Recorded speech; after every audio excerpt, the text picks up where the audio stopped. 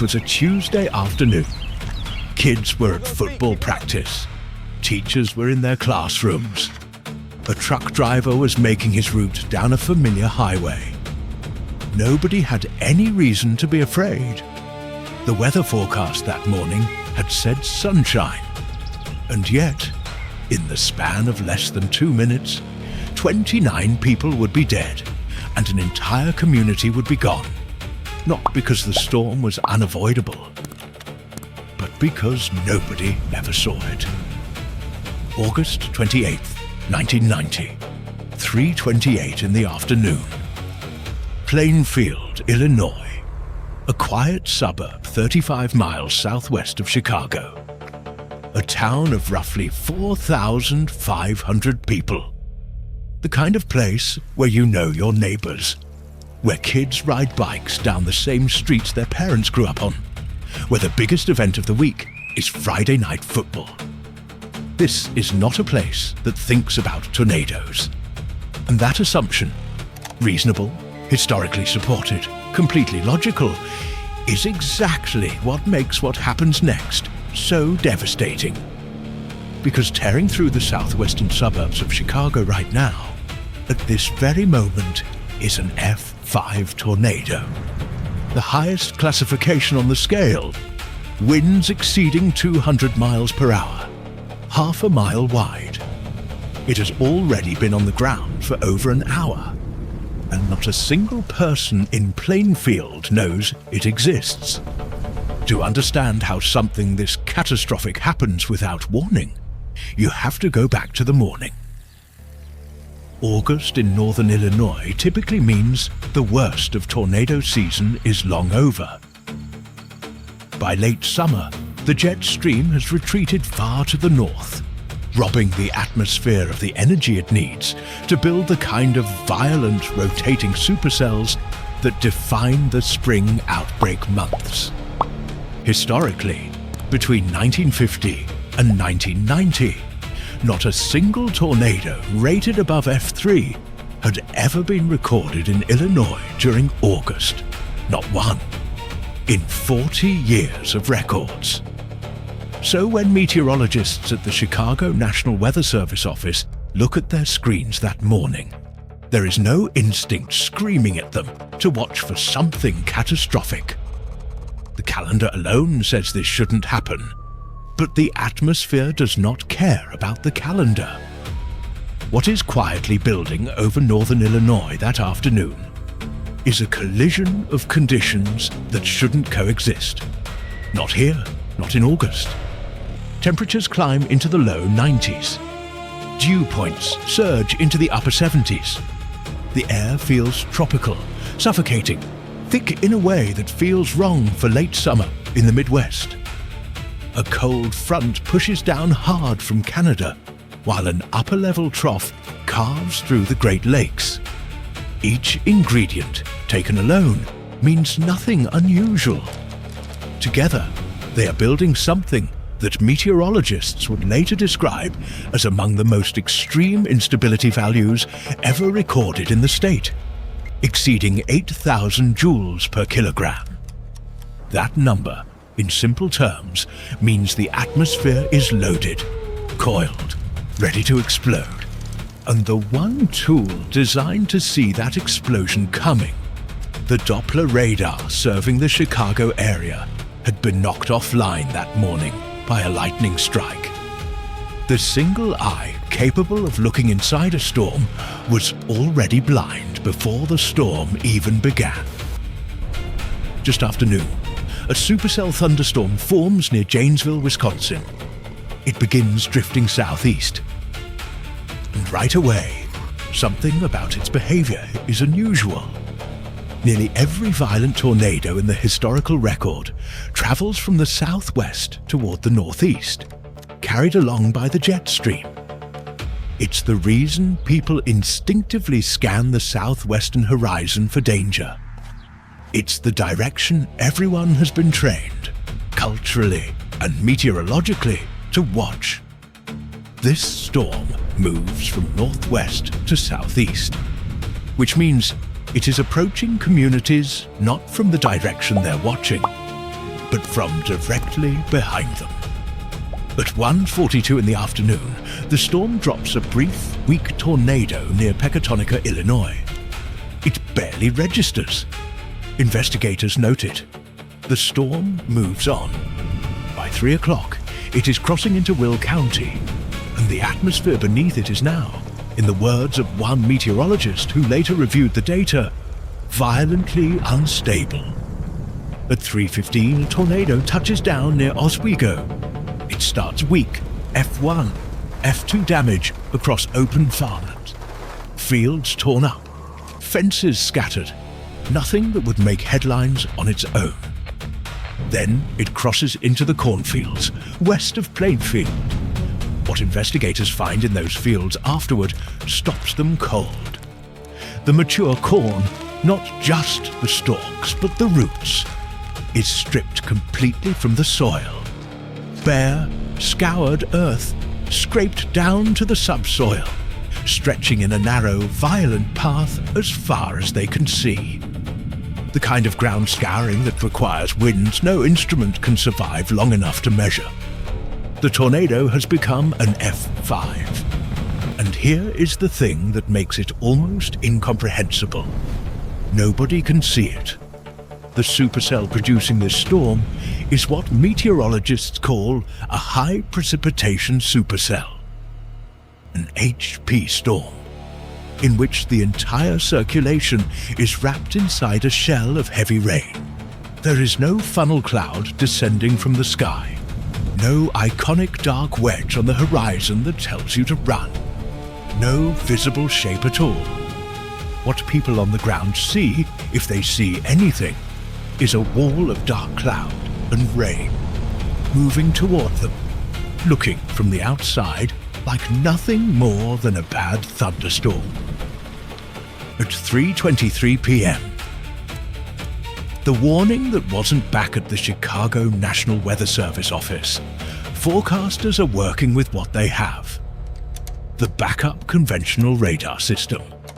Unlike Doppler, conventional radar cannot see inside a storm. It only shows the storm's outer shape. And the shape it is painting on their screens, a classic hook echo, the textbook signature of a tornadic supercell, is not being read as the emergency it actually is.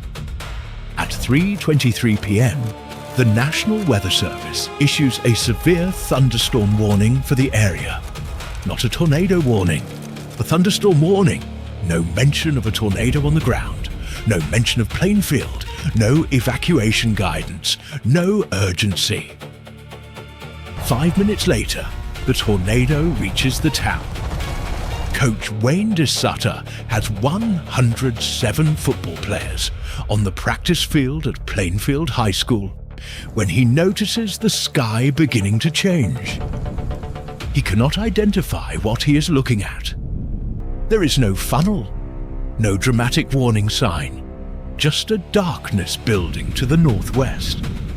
A bruised midnight black colour settling over the horizon in a way that feels wrong, in a way he can't articulate. He doesn't wait to figure it out. He pulls every player off that field and orders them inside. They run. They don't know why. He doesn't fully know why. But something in him says move, and he listens to it. Inside, he sprints to the gymnasium where the girls' volleyball team is practicing, shouts for everyone to get to the locker rooms, and herds both groups into an interior hallway. The gymnasium collapses seconds later, debris filling the doorway behind them. They are trapped in that hallway, buried under rubble, unable to move. But they are alive. When the tornado passes, less than 2 minutes later, that hallway is the only structure still standing in the entire building. Everything around it has ceased to exist. Science teacher Stephen Hunt is not as fortunate. He is in his classroom when the storm hits. The wind picks up a semi-trailer from the parking lot and drives it through the wall of the school. Stephen Hunt, 41 years old, described by his students as the kind of teacher you never forget. C'est du chiot. The chiot, it's killed instantly. 2 maintenance workers also die inside the school. Across the street, the storm demolishes the school district's administration building. A custodian's wife, who had come to meet her husband at work, is killed. The tornado then crosses Route 59 and strikes St. Mary Immaculate Church and school. 3 more people die. The school principal, a music teacher, and the young son of the rectory cook. On US Route 30, 54-year-old Donald Stagner is driving a 20-ton tractor-trailer when the tornado crosses the highway. The wind lifts the entire rig off the road and carries it approximately half a mile into a cornfield. Stagner is found in the debris. He does not survive. 3 other motorists on the same road are killed as their vehicles are torn from the pavement and thrown into open fields. The tornado doesn't stop. It continues southeast into residential neighborhoods: Crest Hill, Peerless Estates, Lily Cache, Crystal Lawns, tearing through densely packed homes at F4 intensity. At the Crest Hill Lakes apartments, 3 buildings collapse entirely. 8 people are killed, several of them thrown from their apartments into open fields by the sheer force of the wind. 3:45 p.m. It's over. At 3:45 in the afternoon, the tornado weakens and finally lifts near the western edge of Joliet. It has been on the ground for 30 minutes. It has traveled 16.4 miles. The official tornado warning from the National Weather Service arrives 10 minutes later, 10 minutes after it's already over. By nightfall, 29 people are dead, 353 are injured, 470 homes are completely destroyed, over 1,000 more are damaged. Estimated losses reach $165 million.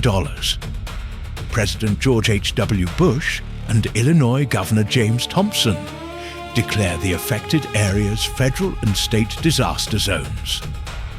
And in the days that follow, the National Oceanic and Atmospheric Administration releases a disaster survey report that, unusually for a government document, names names.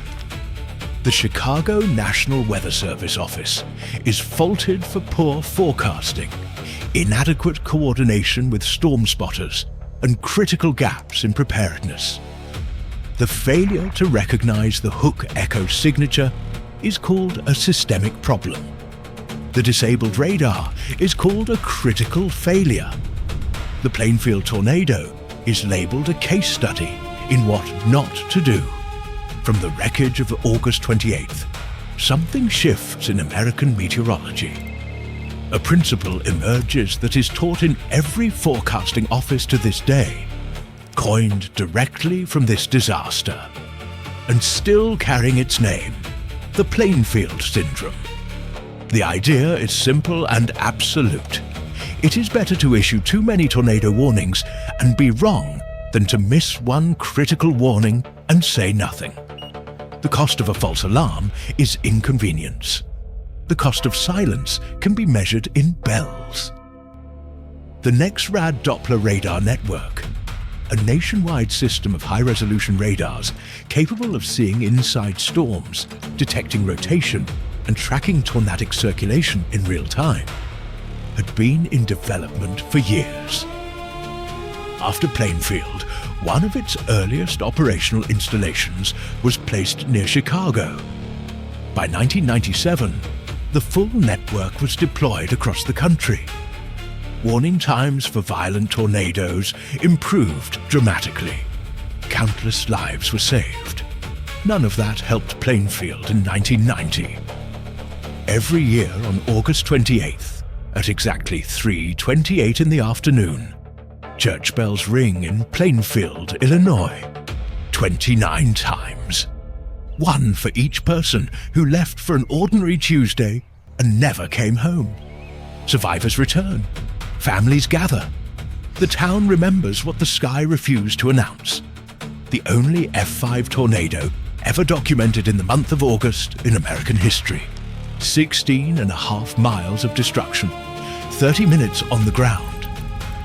And in all of that, not a single photograph, not a single frame of video. No footage of the storm exists because the storm gave no one the chance to reach for a camera. The most dangerous thing in the world isn't always what announces itself with sirens and shadows. Sometimes it looks exactly like a bad thunderstorm on an ordinary afternoon. And by the time you understand what you're standing in front of, it's already behind you. If this story stayed with you, if it made you think about the people on that field, in that hallway, on that highway, then take a second and subscribe. Every story on this channel is researched, written, and told the way it deserves to be told, with the weight these events actually carry. Hit the like button if this reached you. Share it with someone who needs to hear it. These aren't just historical events. These were real people, and they deserve to be remembered. The radar was offline. The warning came 10 minutes too late. The storm moved in the direction nobody was watching. If even one of those 3 things had been different, how many of those 29 people might still have lived? Drop your thoughts below. I want to know what you think. And next time, we go to Greensburg, where a tornado wider than the town itself erased 95% of the community in under 10 minutes, leaving behind only silence, rubble, and one hand-dug well that somehow refused to fall.